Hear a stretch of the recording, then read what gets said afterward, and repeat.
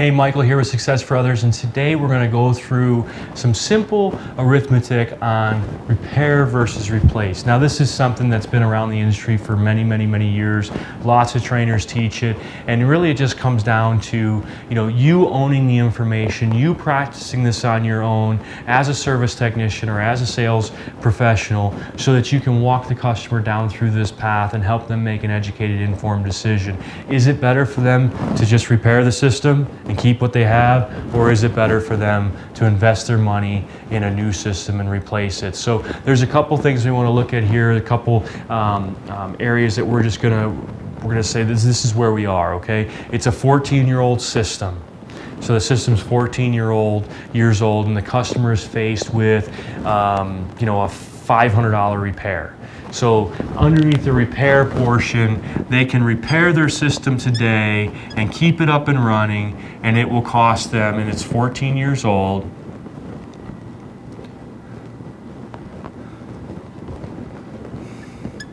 $500. Or they can replace their system with a new system, and let's just use a round number here and say that new system is going to be about $8,000. So a big difference. Either spend $500 today or $8,000 today. And so what we want to do is we want to walk them down through a couple of paths here. And the first thing is we have to understand is utility savings, right? How much utility savings would they have on an annual basis with a new system? Because they wouldn't get any of that with their old system, right? So there's a couple things that go into that. Number one, in a previous video we went through exactly how to get the utility cost. So I'm just going to use a number here, and let's just say it's $400, okay? So utility savings first year is $400.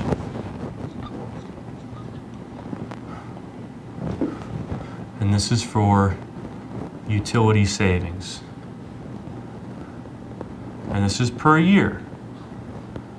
Versus they're not going to get utility savings if they just choose to go ahead and repair the system. Now, if there's rebates, local utility rebates, manufacturer rebates, tax credits, things of that nature, that are in place today, there is no way that you as a contractor or me as a sales professional can promise those tax credits and rebates and manufacturer rebates to the customer next year. I mean, if they decide to take them away and make them go away, guess what? They're going to. So let's just say that there's a utility, let's say there's a rebate, and I don't care what kind of rebate it is, but maybe there's a rebate right now in your area where they can get another, I don't know, $500 if they go ahead and replace the system now, could qualify for a $500 rebate.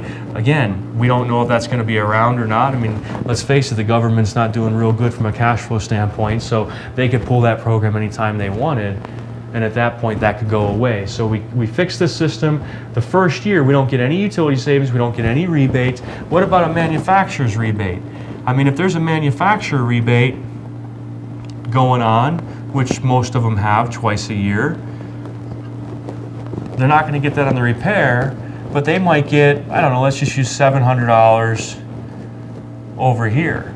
So when we start to add this stuff up, right, they're going to be out of pocket. They're going to overpay essentially the utility company $400.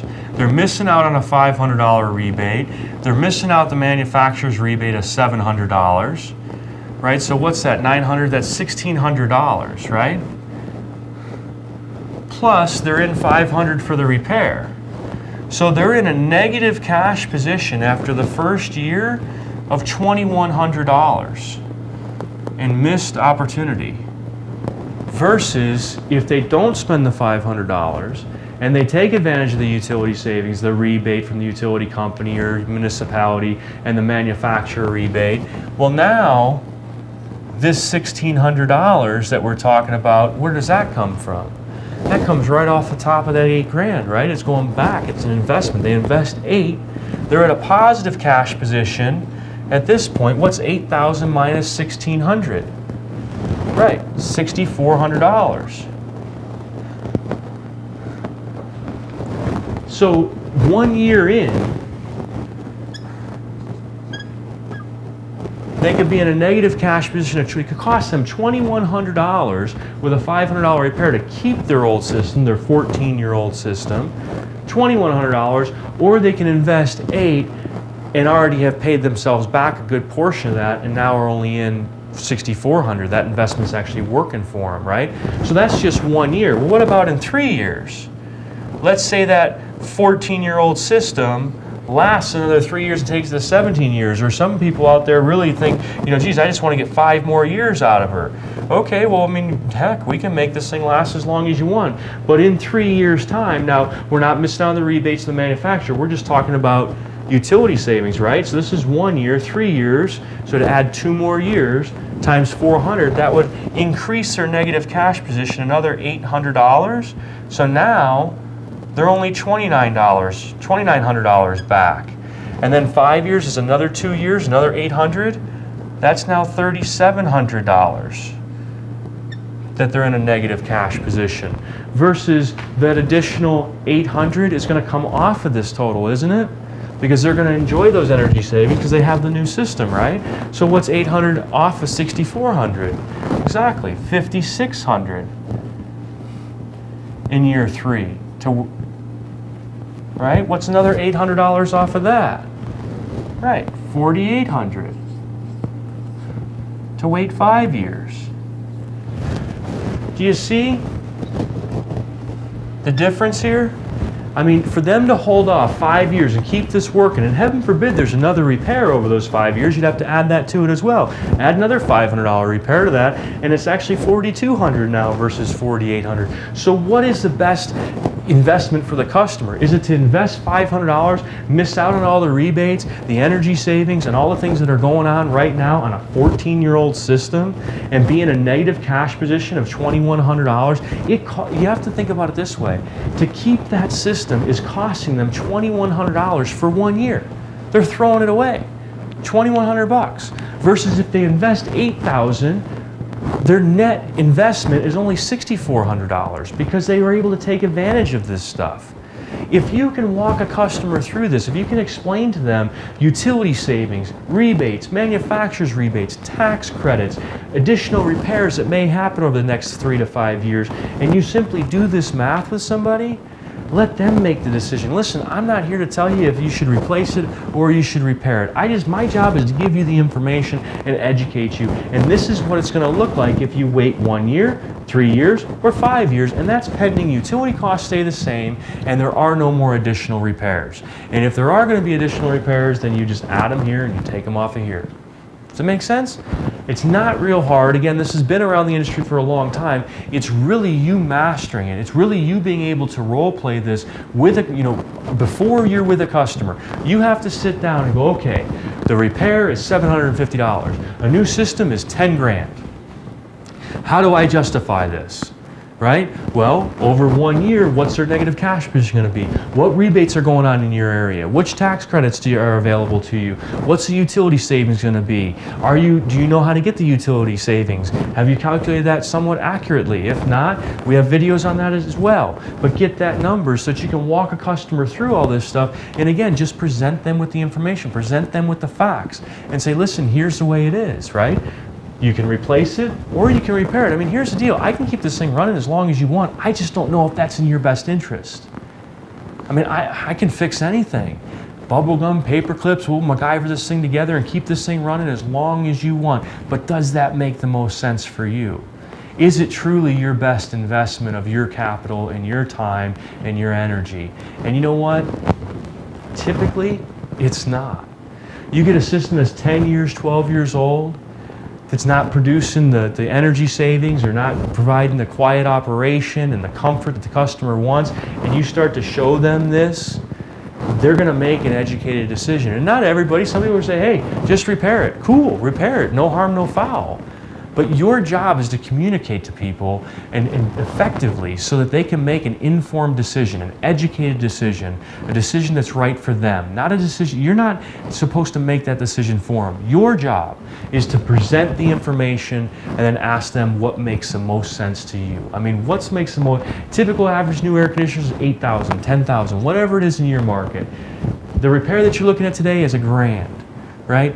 Let's just look at that for a second. Now, I would strongly suggest that you don't have a pre-written form on this. That's why I've used the word role play a couple of times in this video, and I've really encouraged you to practice it before you bust it out to a consumer, because you've got to own it. You've got to know what goes into that true cost of ownership, what goes into that repair versus replace, so that you can just, through normal conversation, without getting salesy, without busting out a form that's going to prove to them they should buy a new piece of equipment, you can just use their information, walk through it like a normal conversation, and say, hey, let's just see what makes sense. I mean, if it makes sense to repair it and keep rolling, then let's just repair it. But if it makes sense to replace it, well, I feel obligated to educate you on that as well. So let's just look at the numbers, and then you make the call. Is that fair?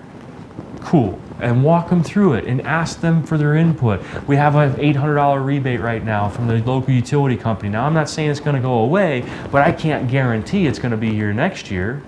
Right? There's a tax credit. Well, I don't know that it's going to be here next year either. Manufacturers promotions or rebates, they've been around for a long time, and personally, I don't like to take those away. I understand, however, that the manufacturer can take that away at any time. I just don't want this to come across as any kind of scare tactic to the customer, anything real salesy. I'm very much about low pressure and just educating. So if I start pulling away, well, geez, the manufacturer has this rebate program going right now, but there's no telling if it's going to be here next year. A homeowner may catch on to that in terms of, I see advertisements every single spring and every single fall for rebates. I know that they're here. I'm going to bank on that. Again, we want them to understand this. So lost utility savings is a big thing, and that's at today's utility rates. The rates are only going to go up each year, year in and year out. That we all, I think, can agree on. Tax credits, municipality rebates, if your local town is doing something for a quality installation to give the customer some money back, that should be in there. Any kind of rebates that are going on through the local utility that's in your area, where they're doing $400 for high efficiency, or $800 or $1,000 or whatever it is, that should be in there. Because the utility, the municipality, they can shut those things down in a heartbeat. It all comes down to cash position. And again, the federal government as a whole is not the most profitable organizations that we have to model after. So for them to run out of money, it could possibly happen. But you need to understand what the cash position is and just present it. Listen, you're in a positive cash position here at $6,400. You're in a negative cash position at $2,100 here. And when you do that with the customer, they understand and believe the math and go through it, it's just gonna, how long were you hoping to have this thing last? Oh, we were hoping to get another 5 years out of it. Great, do it out to 5 years. Go 1 year, 3 year, 5 year. And show them you can be, $3,700 completely out of pocket, negative cash position. Now, when it's time to replace the equipment, guess what? Now you're going to invest another $8,000 on top of that $3,700, right? Plus $8,000, and that's if we have no inflation, which we know we are. Prices go up year in and year out. But now what do you got? Now you've got $11,700 for the exact same system. If you were to buy it today, you would, 5 years down the road, you'd only be at a negative cash position of $4,800. Does that make sense?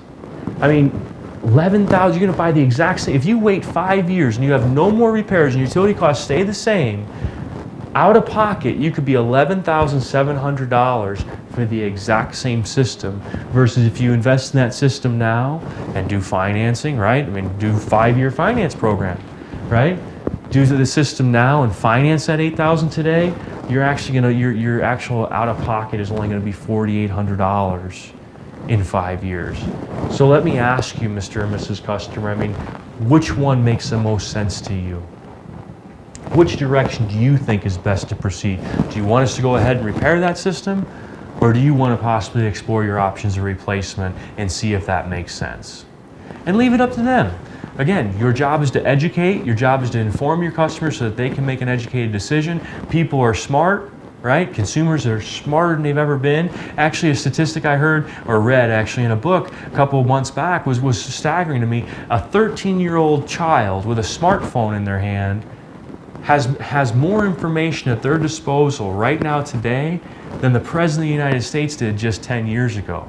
your customers are no different, right? They've got information, they're educated, they're informed, they make good decisions. They don't base their decision on price, they base them on cost. And people are smart with their money. And if you educate people as part of your job and help them make wise decisions, you'll not only earn that business today, but you're going to earn that business for many, many, many years to come and keep that customer loyal to you and your business. So again, Michael with Success for Others today, and I hope that you enjoyed the message. I got something out of this. Again, if you have any questions whatsoever, just go to our website, www.success4others.com. Again, it's www.success4others.com. Shoot us an email, drop us a phone call. We'd be happy to answer any questions you have and help you out any way that we can.